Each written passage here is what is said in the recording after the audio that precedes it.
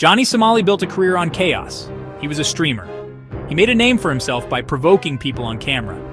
He would walk into public spaces and say things to get a reaction. The reactions were his content.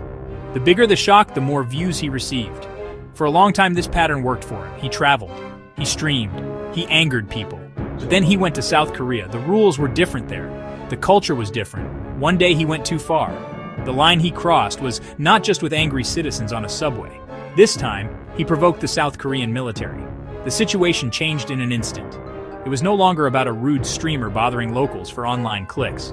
It became a matter of national security and respect. Reports began to surface. They said Johnny Somali had entered a military exhibition. This was not a random street corner. It was a place where the nation displayed its defense technology. The military is a sacred institution in South Korea. It is respected deeply.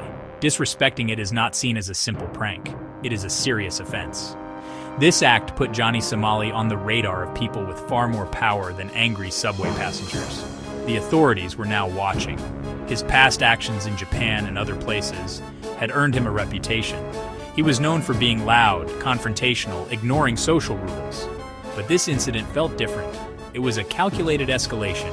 The context of South Korea, a country technically still at war with its northern neighbor, made his actions seem even more reckless.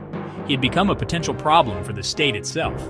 The story spread like fire online. This was not just another viral moment.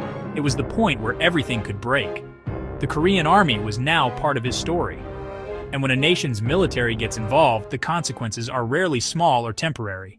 The event took place at a defense exhibition. These are serious affairs. They are meant to showcase a country's military strength and technological progress. Families attend. Veterans visit. It is a place of pride and respect. A tank was on display for the public to see. It was a piece of military hardware, a symbol of national defense. Johnny Somali saw it not as a symbol of respect, but as a prop for his next video. He allegedly climbed inside the armored vehicle without any permission. He settled into a space meant for soldiers trained to defend their country. This act alone was a major breach of conduct. Once inside, he turned on his camera. The purpose was to create content. He began to film himself. He laughed and made wild, inappropriate comments. He treated the inside of a military tank like his personal playground. He was not there to learn or to pay respect. He was there to perform for his online audience. He made jokes. He shouted. He acted in a way that was completely out of place for the setting. The footage showed disregard for the rules, the equipment, and the institution. He was creating a spectacle. His words were also a problem. He reportedly made comments that were seen as deeply insulting. This what it feel like in war chat.